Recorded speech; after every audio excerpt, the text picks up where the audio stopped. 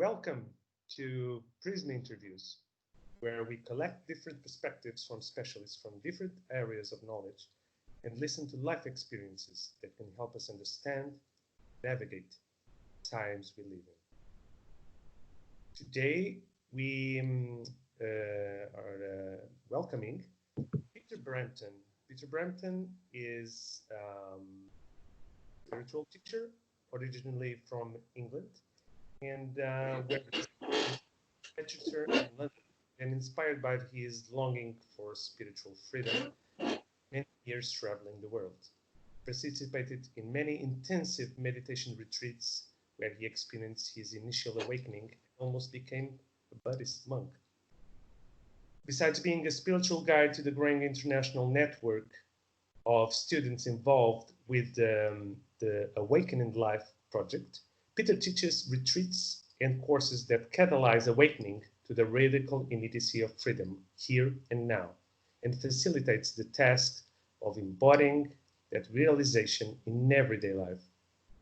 He recently published his first book called The Fire of the Heart. Welcome, Peter. Welcome to Prisma Interviews. Thank you as well. Lovely to be here. I'm glad to have you here too.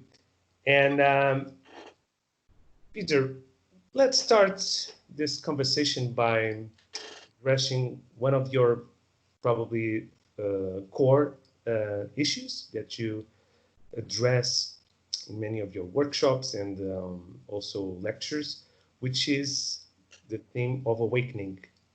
Peter, what is to be truly awakened? What is enlightenment? Well, that's quite a big question to start off with, I must say. And I could probably speak for, a couple of hours about that question. So I'm just going to give a very concise answer that I hope will convey to the listeners here the spirit of it. So I prefer the word awakening to enlightenment. And also our project, as you said, it's called the Awaken Life Project. The reason I prefer awakening is because the word enlightenment, it has a lot of connotations based on different spiritual traditions. And when people hear the word enlightenment, or would hear, is this person enlightened? It tends to have the flavor of a final state, like, da-da, he or she has arrived, they are enlightened, that they have achieved enlightenment. And so the way that people often think when they hear that word is some kind of exalted, almost superhuman final state, which it's not. That's not what it means, but that's how it's often understood and interpreted. The reason I prefer the word awakening is for two reasons. One is that the word awakening has the quality of a verb as well as a noun.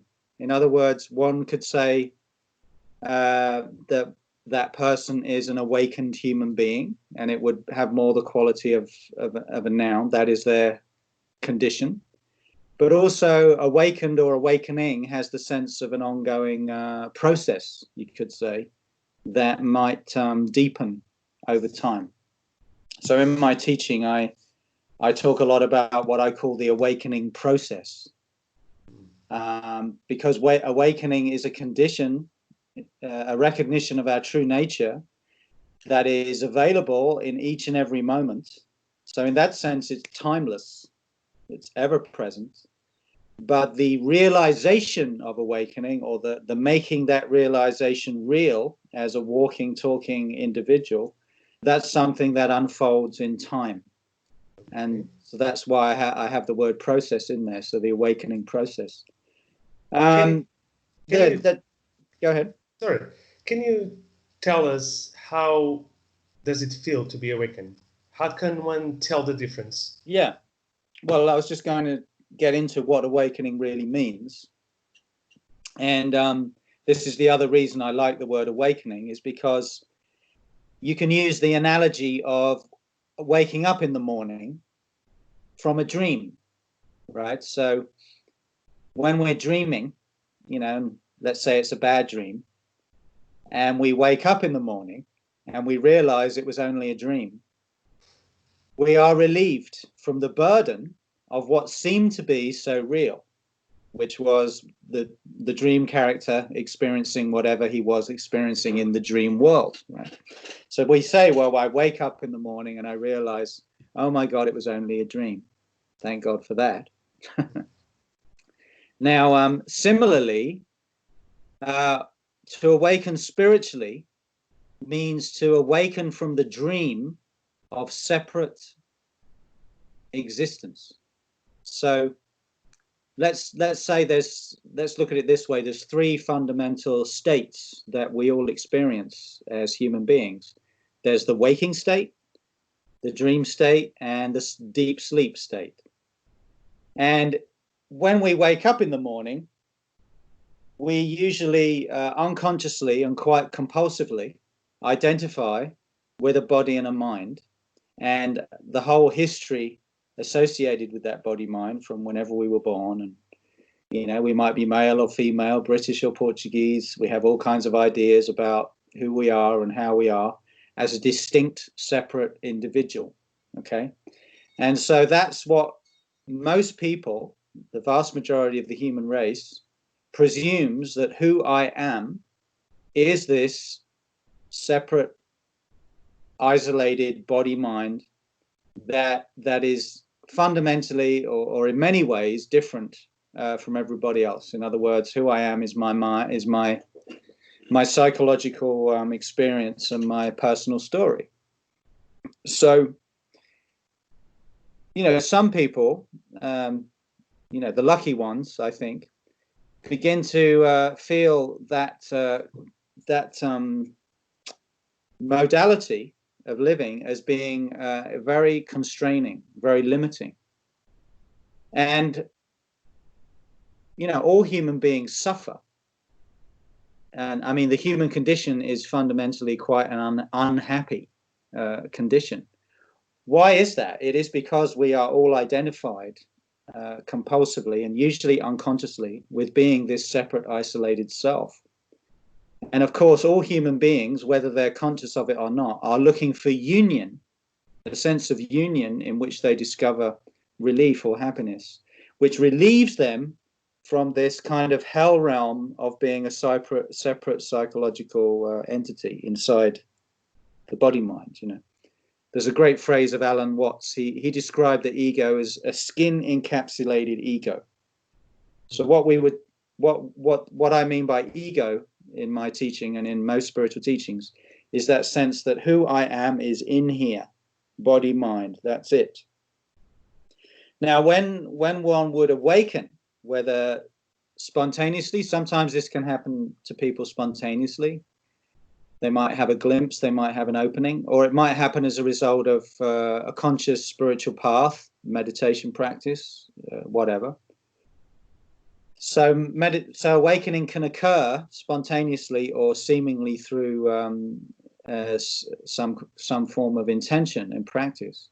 But what awakening really refers to is the recognition or the waking up, you know, to the fundamental truth of our existence, which is that who we most fundamentally are is, the word I most like to use is consciousness itself. We could use the word spirit itself, and there's many words people use. But who I am, most absolutely, most fundamentally, transcends the appearance of this body, of this mind, and this world. And I'll just say a little bit about what I mean by that, going back to the example of the three states that we all experience: waking, dreaming, and sleeping.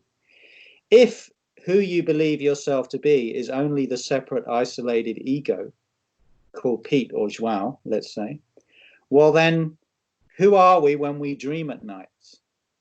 And who are we when we fall into deep sleep and body, mind, and world disappears?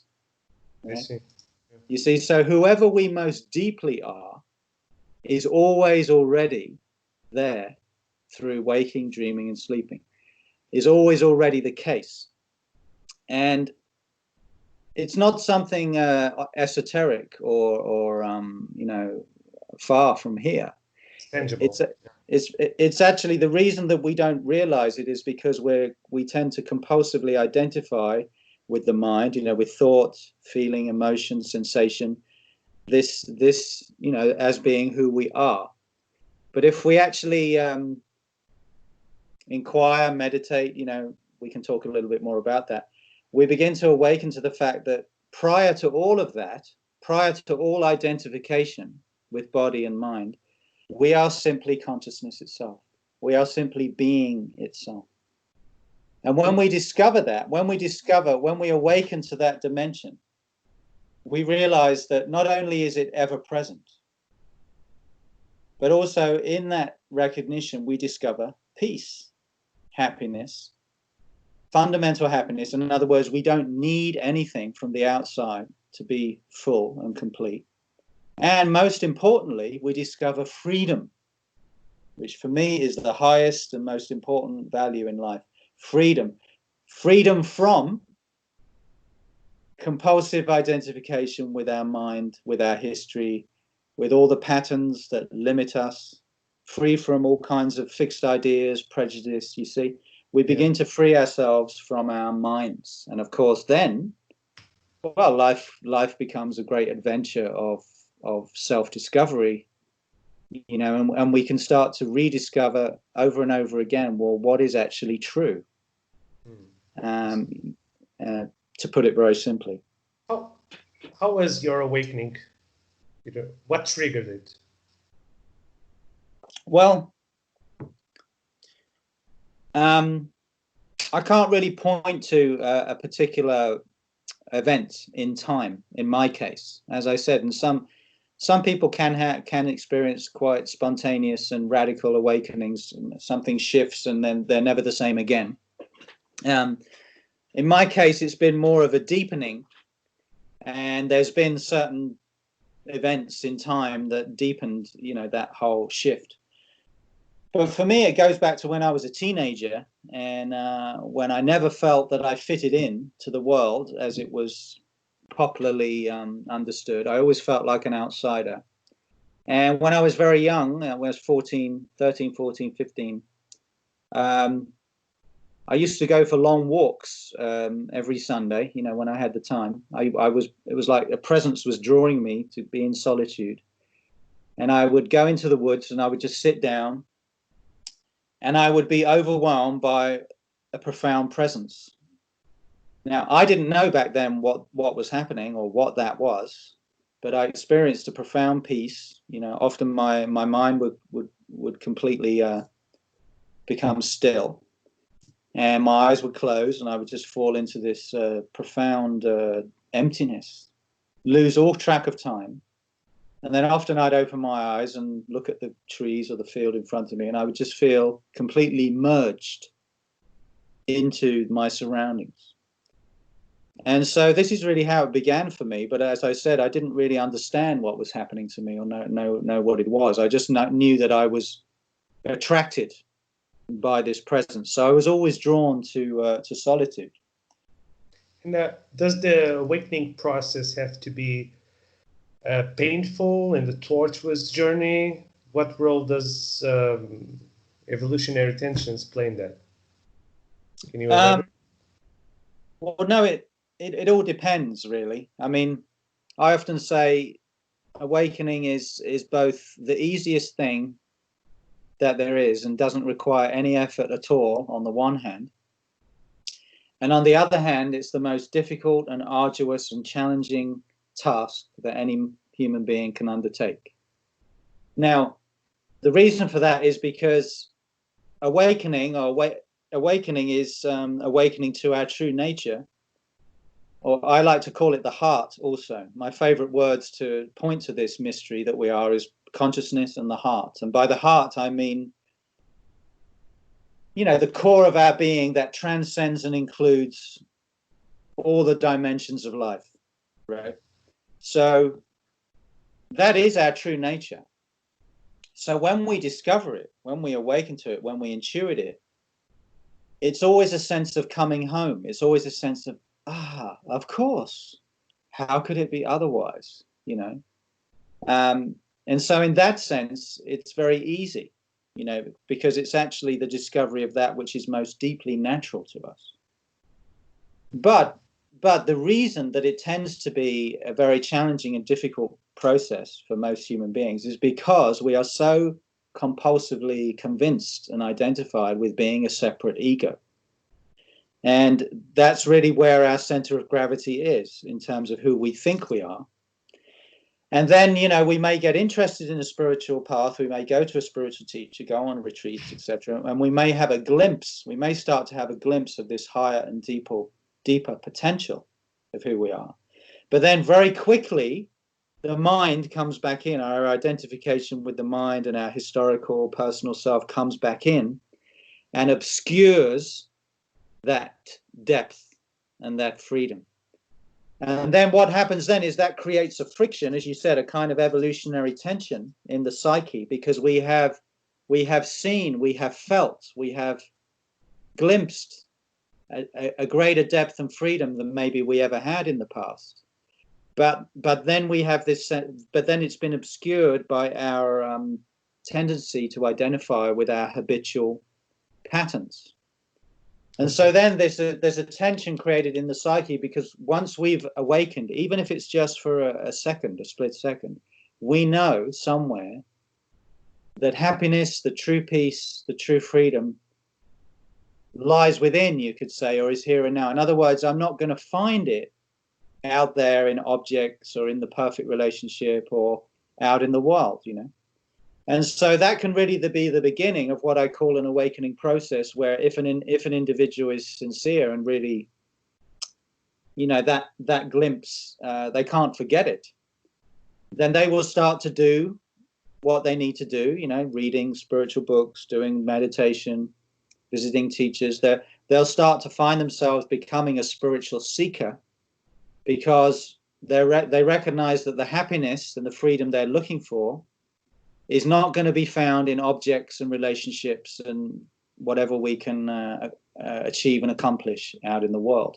And then that creates this evolutionary tension between we could say the old habitual historical self that we believed ourselves to be, and the new kind of opening and intuitive discovery of, let's call it the true self or authentic self that we truly are.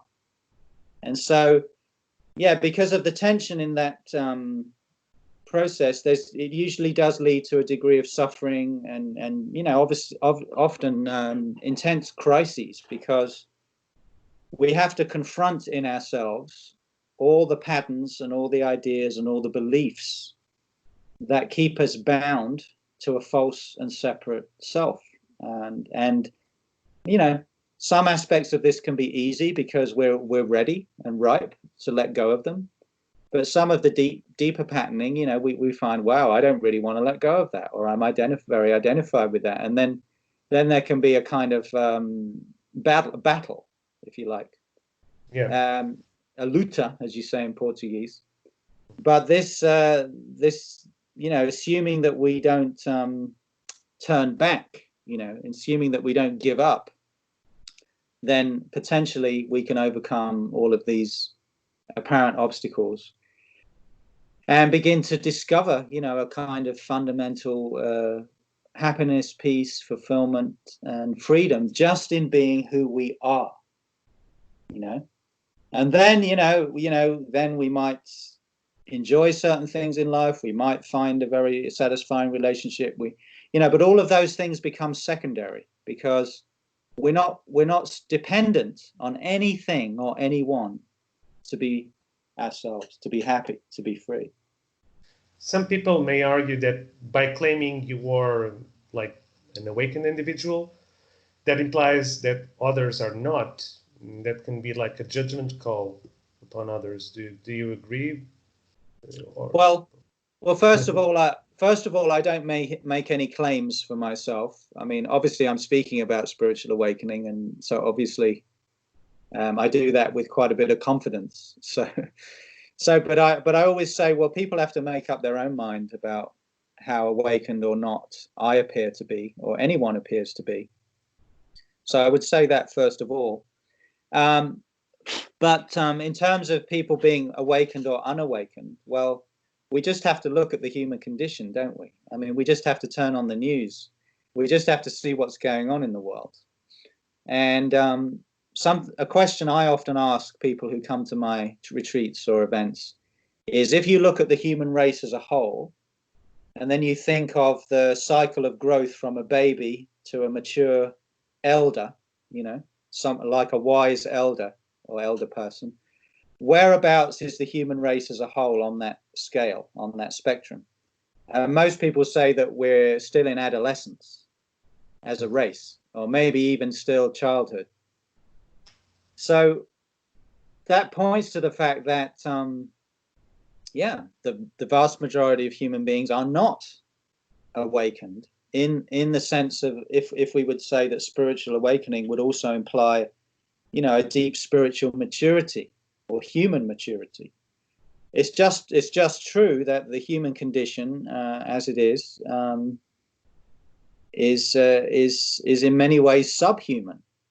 In many ways, what we regard as typically human, we could argue is subhuman if we would open up to what our potential could really be.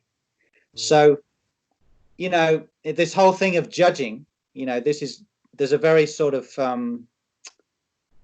there's a fear, there's a kind of knee-jerk reaction often in postmodern alternative culture to this idea of making judgments, that if you dare to make a judgment, then it's always a negative thing, and it would always imply that one is superior or inferior to the other.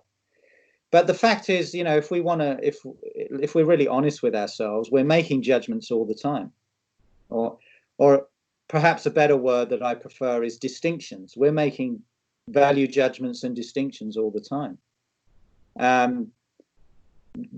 So that's just part of the human condition. There's nothing negative about that. But if we get interested in awakening and evolving as human beings, we don't want to pretend that we don't make any judgments, because that's just pretending. It's just not true. What we want to become interested in is, are my judgments, or are the distinctions I'm making, true or not?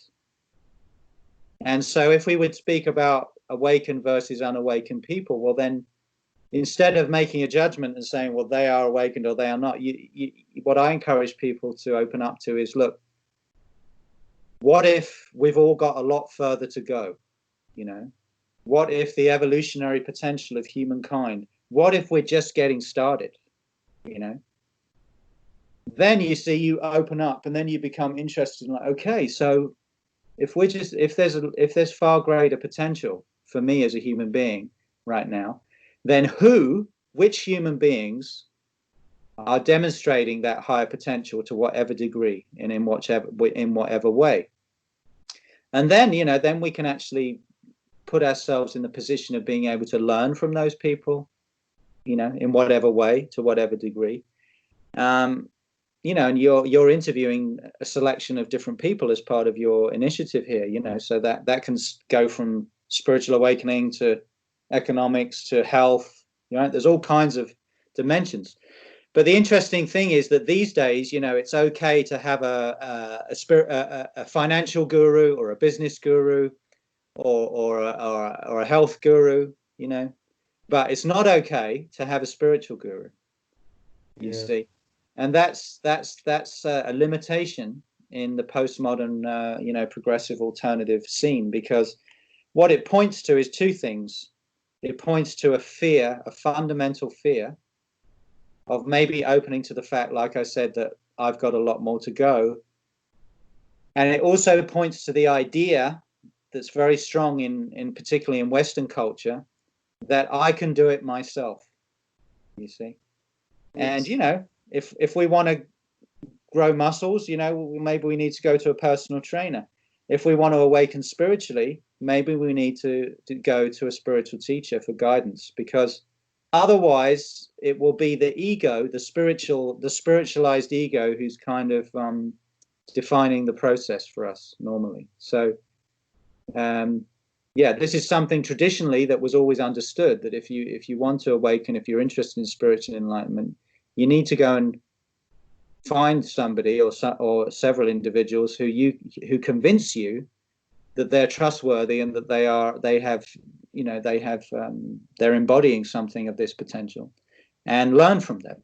And I can say in my own case, I wouldn't be here doing what I'm doing if I hadn't learned and got deeply involved with a few different teachers myself. Is awakening a journey to the deep and conscious mind, or a connection to the immaterial aspects of life? It's nothing to do with the mind or the so-called unconscious mind. It's awakening to the most obvious and prior fact of who and what we all are, which is consciousness itself, which is being itself. There's nothing esoteric about it. It's nothing to do with having mystical experiences and visions. And I mean, all of those things can happen, and there's a whole spectrum of let's say, far out extraordinary things we can experience, but everything we can experience, from the gross to the subtle, right, has a beginning and an ending. So, in the moment of sexual orgasm, right, a lot of people are looking for freedom and release through sexuality, through sex, through orgasm, or through drugs or alcohol or whatever. So in the moment of self-forgetting, right, in the sexual embrace, or when we're taking some kind of drug, or even when we're looking at a beautiful sunset, in that moment of self-forgetting, when there's that release, right, from what I call the self-contraction, this sense of being a separate psychological being. You see, everyone's seeking that. Everyone's seeking to be enlightened, actually. They just don't know it. You see, but in that release, there's a glimpse of our natural state. But then, because we're seeking it through objects or experiences, it fades away. You see, so that's what I mean when I say all experiences, high or low, come and go, have a beginning and an end. And then we would say afterwards, wow, that was an amazing experience, or I had an awakening experience, you see, but now it's gone, right? So what I'm referring to as awakening is that which never changes, that which you are, which never changes, which is always already the case through all experience, high and low. Now, a simple way to define that is I. So the fundamental experience of I am, yo soy, right? Before we say, I am João, I am Pete, I am a man, I am a woman, I am a good person, I'm a stupid person, I'm this way, I'm that way, I'm intelligent. Do you see? Everything that comes after that creates the illusion, really, of being this separate historical self.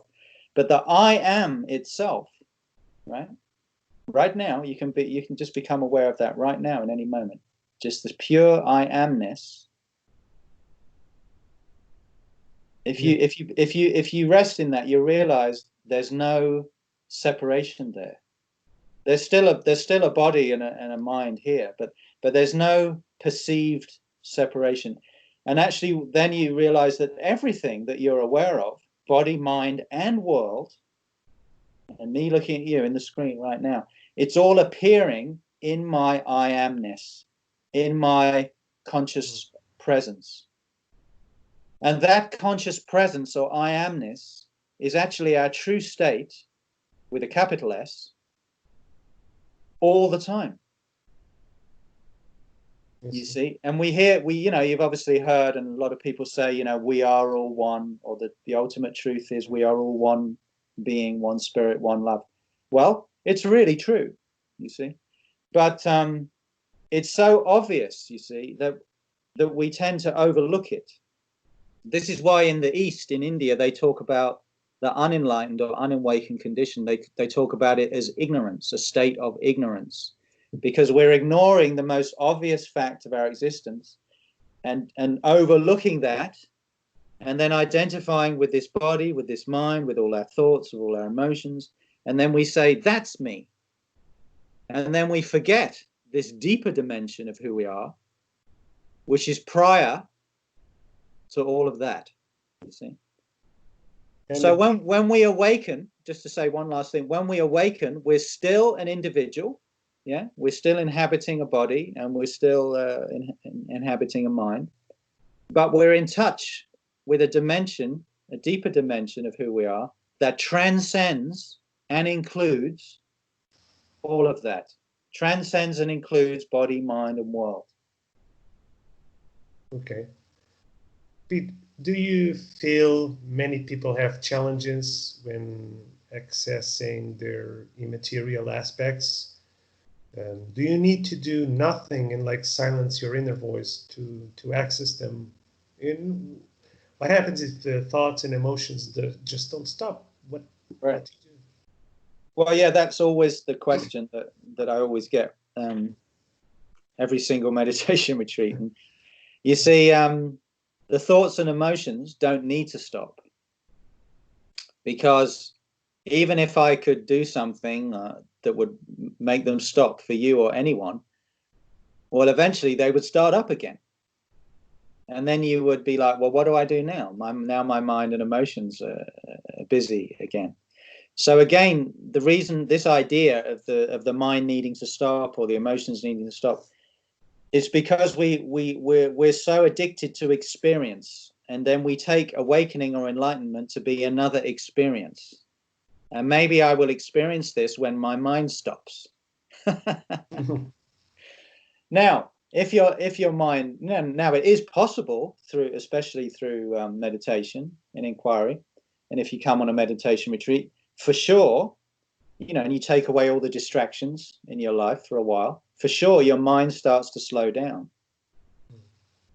And that's very valuable. And there may be some moments of no time, where you start to simply realize that you are, and there's no thought.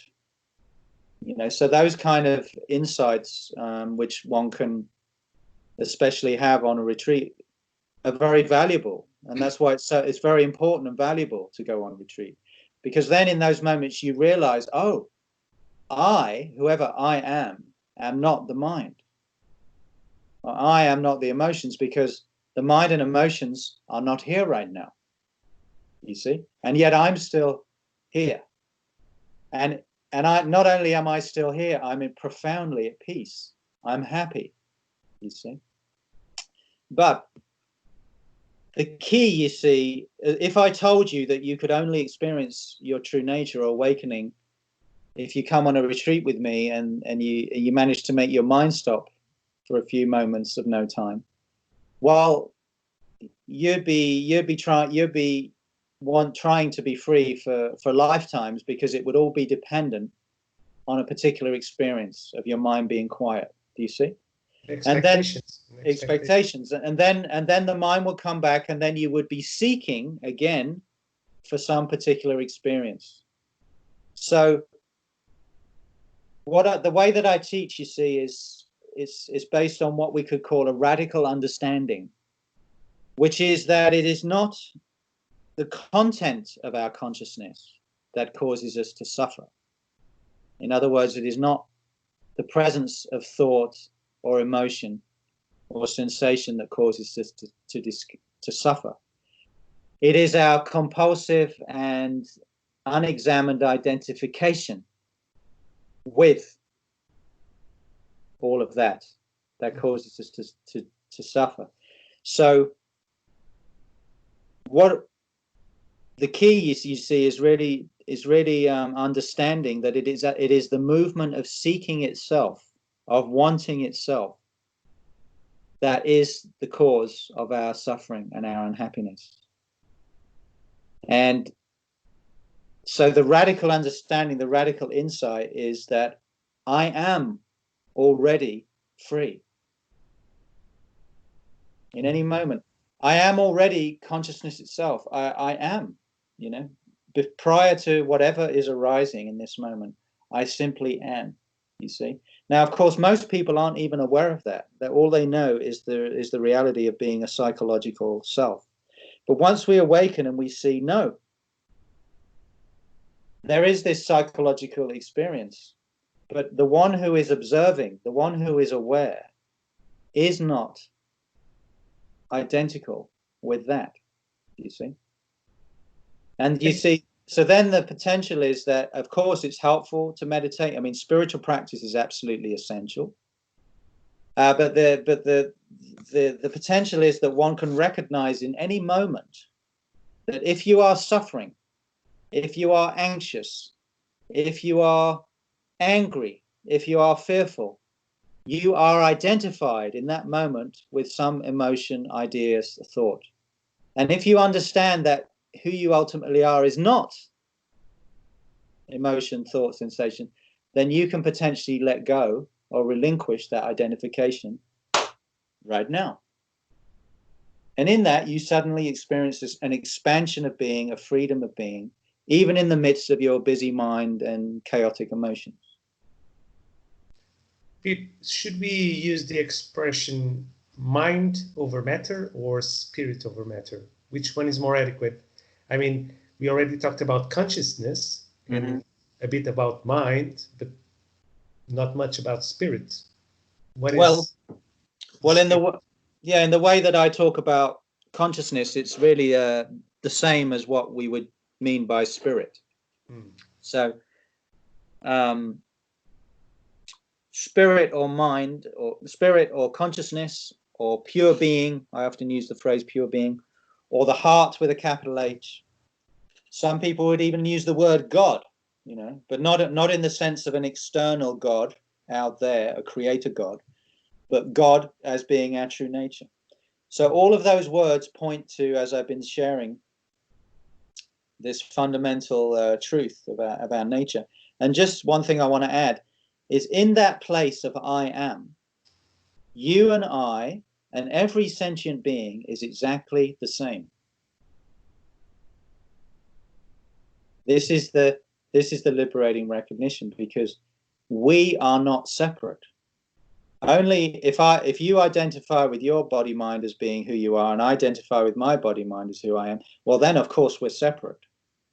But if we would both acknowledge and recognize together that who we actually are is the consciousness or the spirit that is animating these forms, that is looking out these eyes, that is breathing these bodies, that is digesting our food, right? All of that stuff is just being done, right?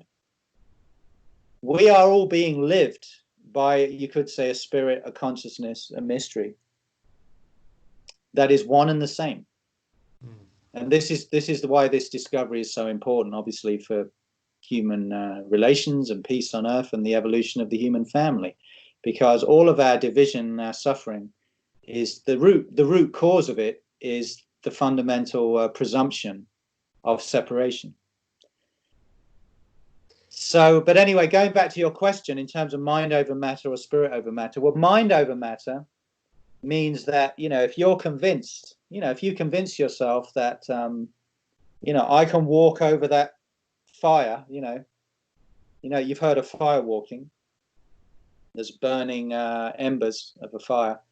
If you convince yourself very strongly, I can do it, I can do it, I can do it, and then I have no fear, I have no fear, well, then maybe you can walk over the fire and not burn yourself, because the mind has that power that you could say over matter, you know. In other words, if you believe something intensely and strongly enough, well, then you'll be able to achieve certain things, right? So there is something true about mind over matter, right? But spirit or consciousness over matter or over mind is a different thing, because you could say there's three levels. You have matter, or what we call matter, which is really just a play of energy. Then we have mind, right, which is what's arising as thought and idea and images. We could say that's a subtle form of matter. And then we have consciousness itself, which is the one who is aware, which is not an object, which is not anything you can see or grasp, you see, because you are that. Are you with me? Yeah. So mind over matter is one step, you know, in terms of self-mastery, if you like. But the ultimate challenge is to realize that who we are is consciousness or spirit itself, which is prior to mind. And then we can say we have access to consciousness over matter, which means then you have mastery over your mind. In other words, your mind is not who you are. Your emotions are not who you are. And you have the potential power to see that and to no longer be a slave or a puppet of your conditioning, you know, of your conditioned mind, which of course, that's not only psychological, that's cultural. That's everything your mummy and daddy said and taught you, what we were taught at school, you know, everything we're being programmed to believe. You see, you have access to a dimension of who you are that's outside the matrix, let's say, of the mind and of the collective mind. You see? And manifestation, Pete, is just a product of your inner self reality, or like a dynamic relation between the outer reality and the inner reality? Yeah, I think the second one you said is quite a good description, because if we believe that we are a separate ego, then of course at the same time we believe that there is a separate external world or universe that is independent of our consciousness. Right? Now that's the presumption, an unexamined presumption of not only the human condition, but especially Western culture and especially scientific materialism in Western culture, that the universe or the world or the manifestation, as you say, is external to me. And I'm just this little skin encapsulated separate self in this big pre-existing universe or world, right? Now that's an unexamined presumption, because neither you nor I nor any sentient being has ever experienced a world separate from consciousness. Right? You get that? So that no human being or a sentient being of any kind experiences a world without being conscious of it. So if you actually look very directly and simply at your experience, pre-thought, there is no external world. You could even say there is no internal world. That what we would call internal and external, or inner and outer, or subject and object, they arise coincidentally. So I'm illustrating with my hands. So you've got subject and object, let's say. But it's not, you know, they arise together. It's one event. Now, of course, because the conviction of being separate is so strong, we presume that the world, the manifestation, is independent of our consciousness and external to our consciousness. But that can't be proven. You know, even in science, you know, I mean, with science, it's all about trying to understand the world of nature through observable processes. But even, you know, on the cutting edge of science, as you're probably aware, you know, they've discovered, well, the observer affects the observed. You cannot separate the observed from the observer. And so, in terms of what you asked, yeah, the reality is that the manifestation, you know, the created world, you know, includes body and mind. Everything we perceive is not fixed. In other words, you know, there are certain dimensions of it that are fixed. You know, there's certain natural laws, and we all seem to be perceiving a world that is recognizable. You know, in other words, you and me, we seem to be perceiving the same world. But our consciousness, in other words, our conditioning, our deep beliefs, impact the world we perceive and also how we experience it. So one phrase I use in my book to illustrate this is it's a very simple one, which is you set what you get. You understand? You set, no, sorry, the other way around. You get what you set. So basically what we experience in life as the manifestation is really a self-fulfilling prophecy.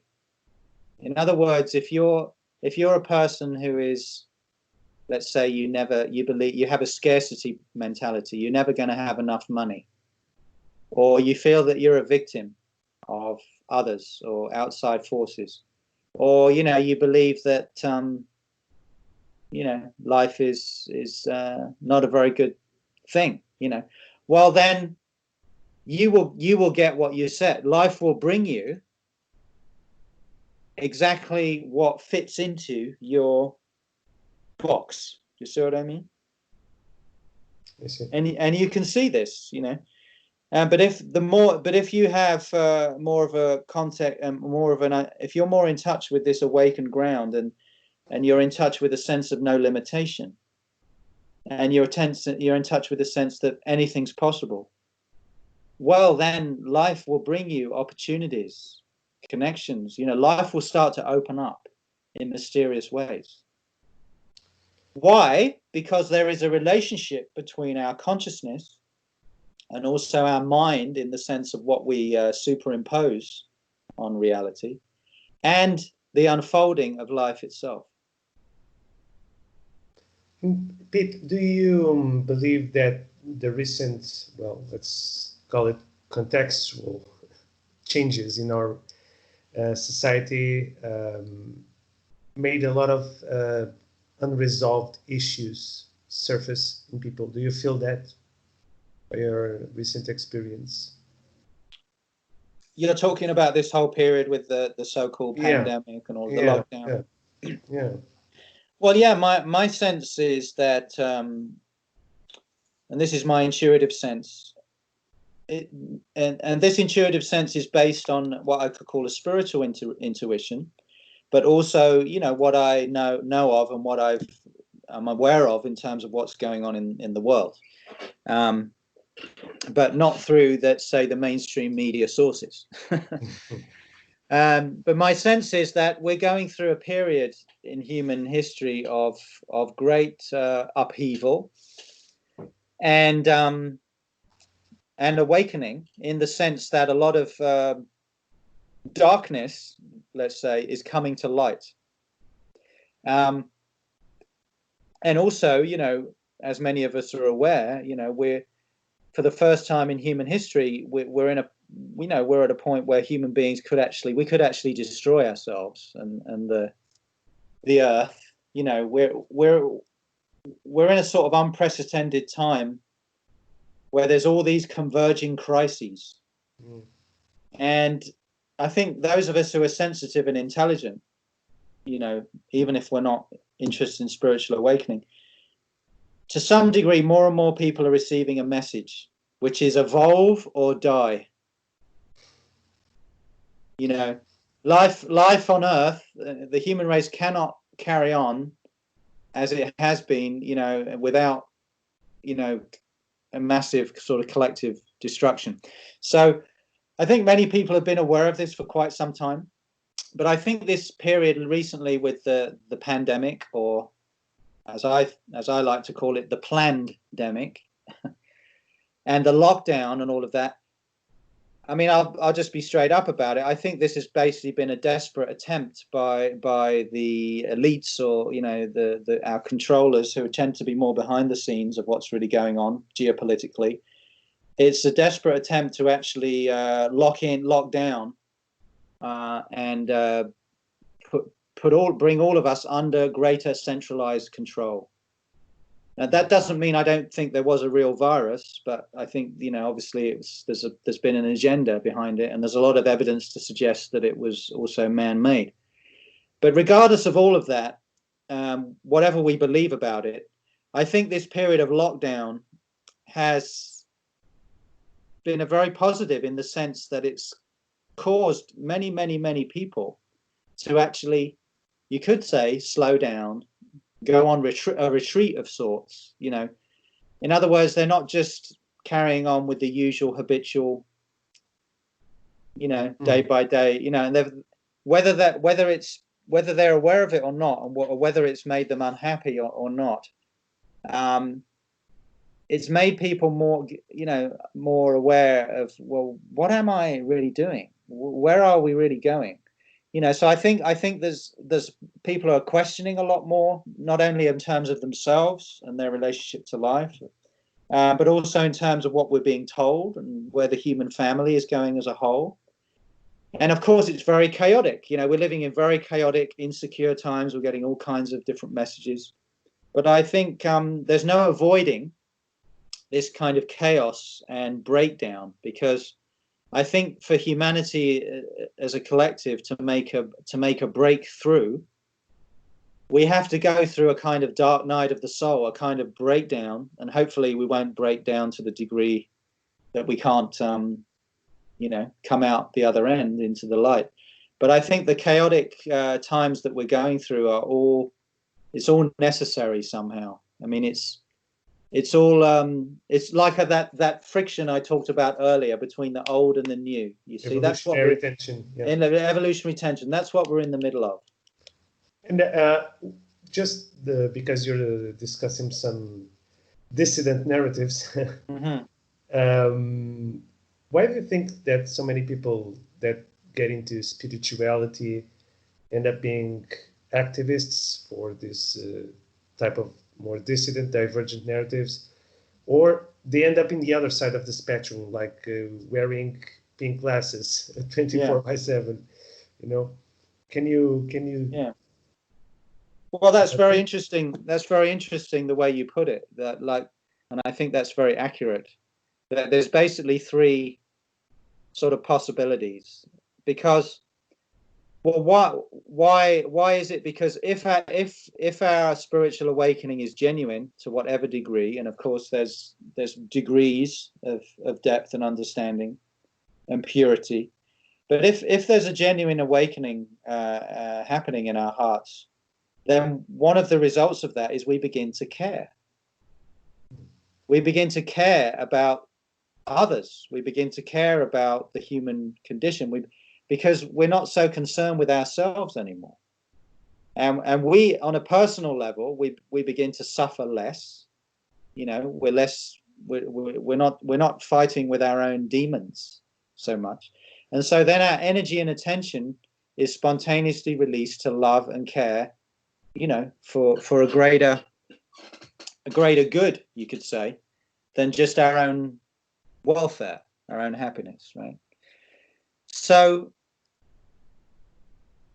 many people who awaken spiritually, that they awaken very much in the mode of the traditions that have come to us from the East. And to put it very simply, the Eastern Enlightenment traditions, they very much emphasize that the true self, or the true being that we are, is that which is already present, as I've been saying. But the way that they tend to emphasize the freedom from the world, right?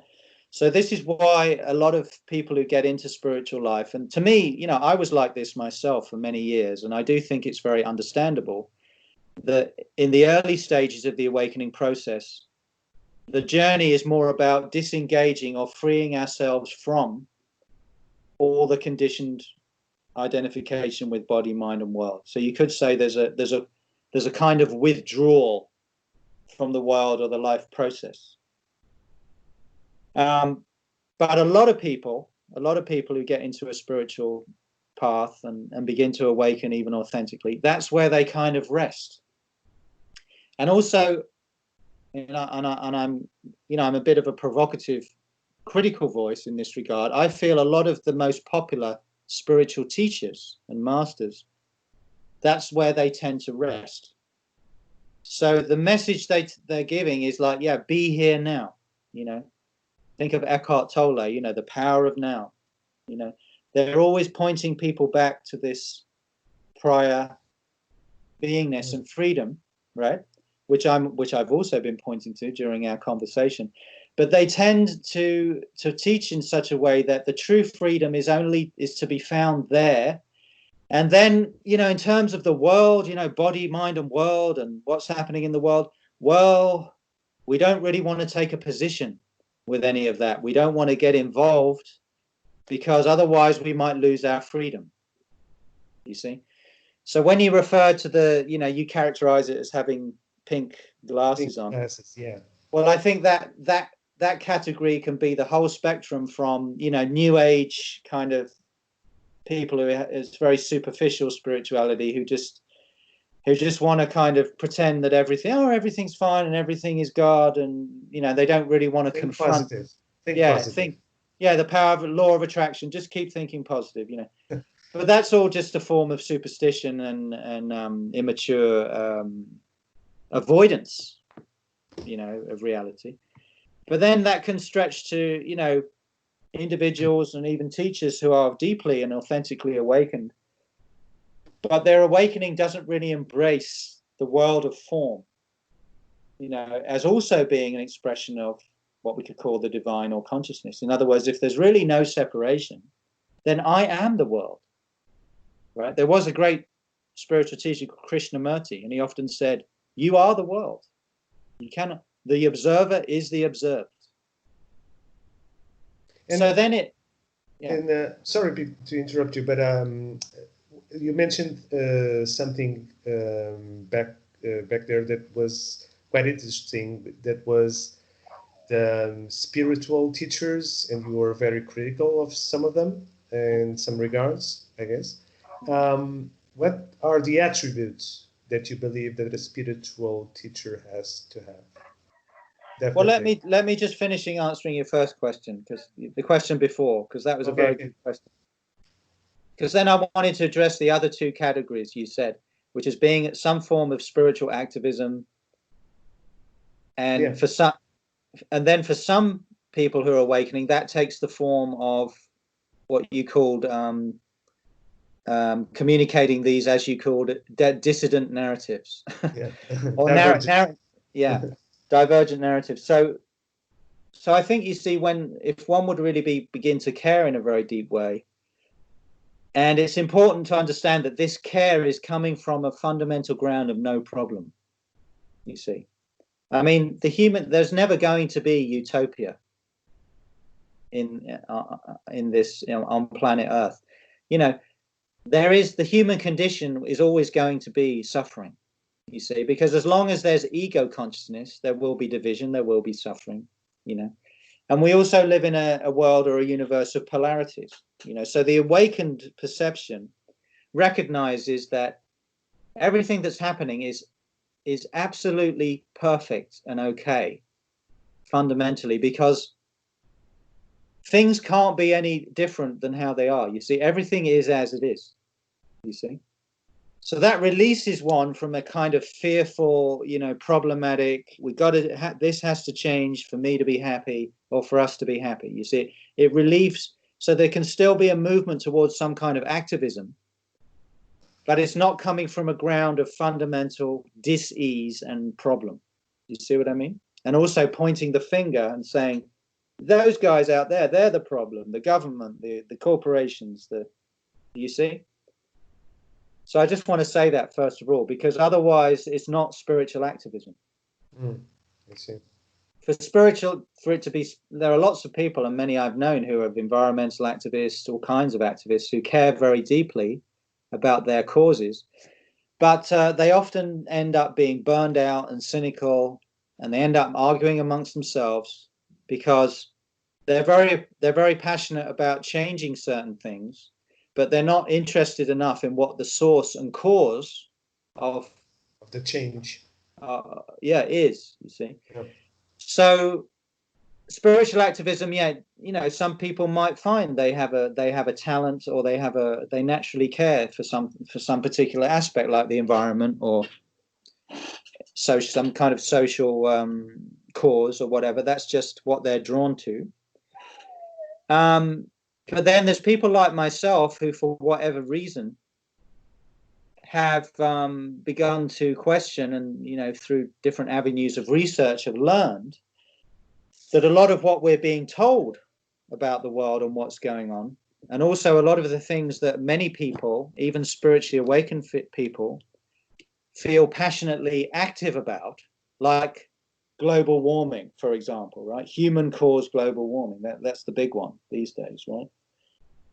Some people like myself begin to through evidence-based research discover that these things might not necessarily be true, or at least if they are true, there's an agenda, a geopolitical agenda behind a lot of these causes.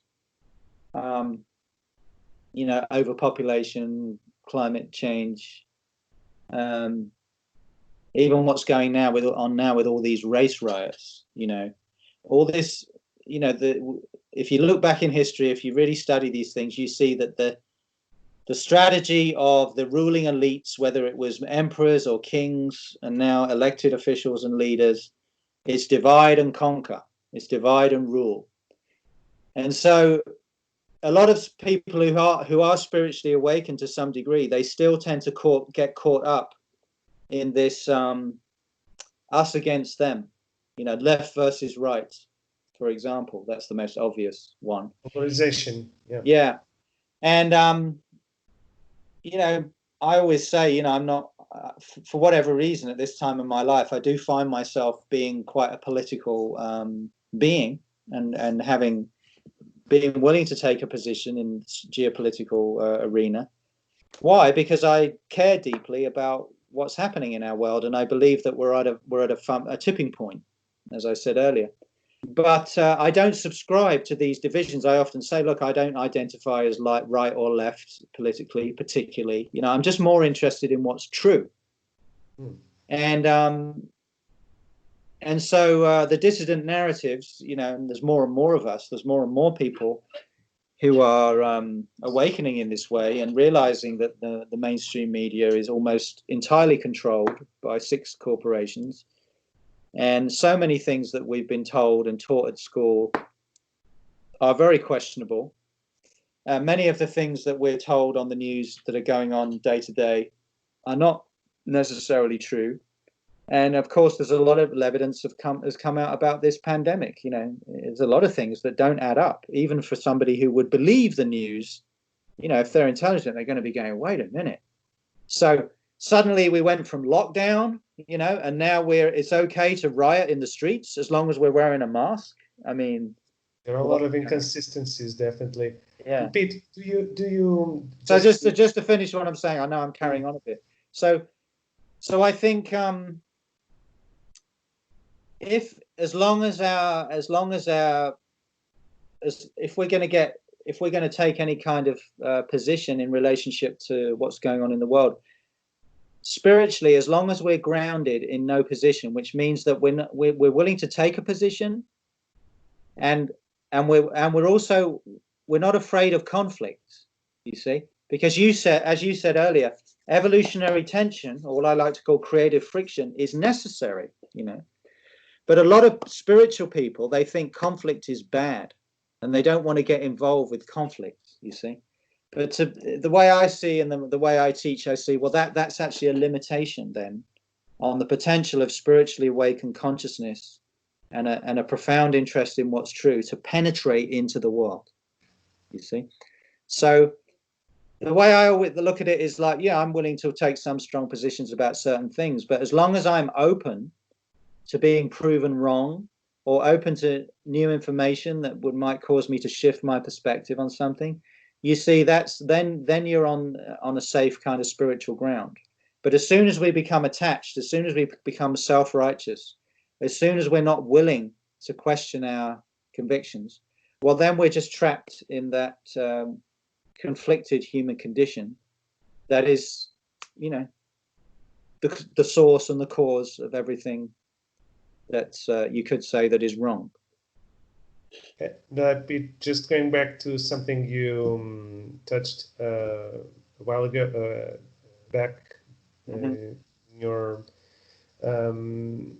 in your speech related to the spiritual teachings and spiritual teachers, and you're very often criticize them and have a very well, let's say critical thinking related mindset about it. So what are the attributes of a spiritual teacher? What do you believe? Well, first of all, that's not really true. I don't criticize them a lot or often, and if I do, my critique is more to do with the fullness or completeness of the expression of that awakening and of the teaching. So let's just use one example that everyone's heard of, which is Eckhart Tolle, right? Now, I have huge admiration for Eckhart Tolle. He's probably done more to bring the Enlightenment teachings, or some sense of what spiritual awakening is. He has brought that to millions of people in a way that perhaps I don't think has ever happened in history. So in that sense, he's done an enormous service. And his teaching, like all of the true teachers, like how do you know a true awakened teaching or teacher? They'll always be pointing you back to the fact that your true nature is always already complete and free. They're always working against the tendency to seek happiness and freedom and peace in the world, in the things of the world. So that's one very simple way to know, and then of course, is the teacher, is the human being embodying that? Can they transmit that? Do you feel that that's authentically their condition, that they are resting in a condition of fundamental happiness and fullness, regardless of circumstances, right? And do you experience a sense of peace and depth and joy emanating from that individual? That would be the fundamental sign, right? But then you have the fact that there can be many different awakened individuals or spiritual teachers, and they may all be, there's a spectrum of how deep that realization might go. They might all be authentic to some degree, but how they express that awakening in their lives, in their expression, and also how their teaching may be very different. It may be very different. So just one way to illustrate it, and because I was talking about Eckhart Tolle, and a lot of people are very familiar with him. His character, his personality, he's a very gentle soul. His nature is to be kind of like a hermit, So it hasn't been his purpose, you could say, to create a spiritual community where he's very involved with people one-on-one. And his teaching really points to people back to the power of now, the power of now, the power of now, power of now. His teaching doesn't really engage so much with what I would call the creative impulse or this whole matter of enlightened action in the world. Teachers like him, they just point back to being, and then they tend to say, well, whatever arises spontaneously out of that being will be your action in the world. But for me and others, that's only part of the picture in terms of awakening, because there is also a creative impulse, what I like to call the fire of the heart, which is the title of my book. When we get in touch with that heart, that peace, that ground, some of us find that we don't only want to rest there, and we come upon a great love, a great care, a great compassion, and a great passion, paishao, with the capital P, to create, to bring into manifestation a higher potential for humanity. And you see, so that's kind of the orientation that I'm that I'm interested in, that I find myself consumed by. And I also feel it's the orientation that's desperately needed in our time, because it's not enough, especially in our time, to simply transcend the world. You know, we need to engage with the world. We need to transmute and transform the world. We need to, you know, we need to take our head, heart, and hands as a vehicle of consciousness, of the one being itself, and come together and see what we can be and what we can create from this ground of prior unity. That's really the vision that drives me. And so I tend to be a bit critical of the posture, the sort of enlightened posture, which only wants to be out of this world and free from this world, because, you know, in most cases there's some degree of avoidance or escapism, you know, and the ego can still survive in there, you see, because we only find out who we really are when we get challenged and when we're willing to engage and we're willing to be in relationship. So yeah, that's to me, that's more of a complete picture of what awakening is and can be. Pete, just to put a lighter tone here on our interview, could you elaborate a bit more about the sense of humor, and if this a very developed sense of humor is does it correspond? Does it have a link with a blossoming inner life also? Absolutely. Yeah, and there's a reason for that, because the more you wake up, the less seriously you take yourself, for a start, and you start to laugh at yourself. You start to see all the ways you're conditioned, and you start to laugh at it because you realize, oh, I've been such a stupid idiot all my life, and it was just an idea, you know. I never was that. I was just believing in some stupid idea or self-image or whatever, you know. So consciousness itself, when we get in touch with our true nature, one way to describe it is this lightness of being, because what is it that causes, you know, heaviness of being? It's like me, being constantly concerned and worried about me, my life, my future, what's good for me. You see, seeking, trying to find happiness, freedom out there, you see. So we're in this state of self-contraction. But you see, once we start to release ourselves from that, we discover this sort of true humor of existence, and that we're free already. We don't need any of that shit. Maybe we don't even need anything. And then you see, we can start to freely enjoy life and all of the good things that life can bring us. And we're also more able to bear pain and discomfort and old age and in death eventually. I mean, we have to embrace all of it, because that's just what life is. Pleasure and pain, you know, up and down, good and bad, hot and cold. There's no escaping this world of polarities. So we get in touch with this place of humor where, yeah, there's a transcendent kind of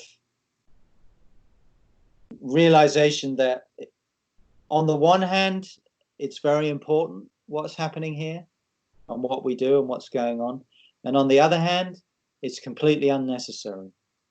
It's just a divine play. They call it a leela in India, which means a divine play, you see. So, yeah, even in the face of great challenge and tragedy, even, one can be in touch with this humor. And the true humor, you see, it's not irony. It's not cynicism. You know, that's more the humor of the ego that's, you know, and feels kind of cool and superior, you know, because it can make a joke out of everything, you know. I mean, this is very common in England, where I come from. It's one of the reasons I never wanted to stay in England, you know. There's a lot of this kind of very ironic humor, and that's kind of corrosive to life. It's kind of life negative, and it's kind of a way to make you feel superior. I'm not talking about that. I'm talking about the spontaneous humor where there's just a fundamental lightness of being, and there's a sense that, yeah, this, as Shakespeare said, you know, all the world's a stage, and then you do your part. You know, if you have an impulse to care and to love and to fight against injustice and all of that, you do that. You give yourself to it. You care very deeply. It's kind of a paradox because you care very deeply, more than most people, but at the same time you're in touch with this recognition, this ground that it's all perfect as it is at the same time. And then then you're capable of humor. And Pete, I think that was a very insightful way of ending this interview. I'm pretty sure that our audience realized that there is a lot of more topics that we could cover here. Mm-hmm. Yeah, we're just getting started. We're just getting started. But for that purpose, we can record another interview later in the future, of course, but they can also go to your website, which is awakenedlifeproject.org, and apply for one of your workshops or attend one of your lectures, perhaps also. Yours and Cynthia's, of course. And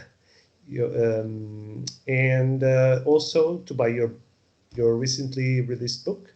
Yeah, I actually have another website called thefireoftheheart.com. Oh, okay, that's good. And that's all about the book and my course, which is coming up.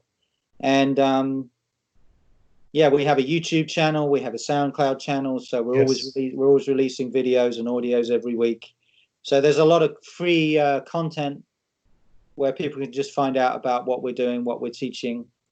Also, we have a small community here in the mountains of the Serra do Sol, near Arganil, and we're open for volunteers, and we host all kinds of events here. So we're living off grid, doing some permaculture. So lots of people are interested in those kinds of things as well. Okay, I'm sure a lot of people are, after this interview, are going to be looking forward for visiting you there, or even volunteering and attending one of the workshops or lectures or courses you have going on all around the year. Great, thank you. Yeah, and I would deeply appreciate this interview, Peter, and hope we can repeat and do another one in the future. Yeah, I'd love to. At some point, and I'm looking forward, and certainly our audience too. And to our audience, thank you for watching another Prisma interview that certainly helped us to better understand and navigate the times we live in. Thank you for watching, and thank you again, Peter. Thank you very much. Enjoy, take care. Até logo. Ciao. Take a look.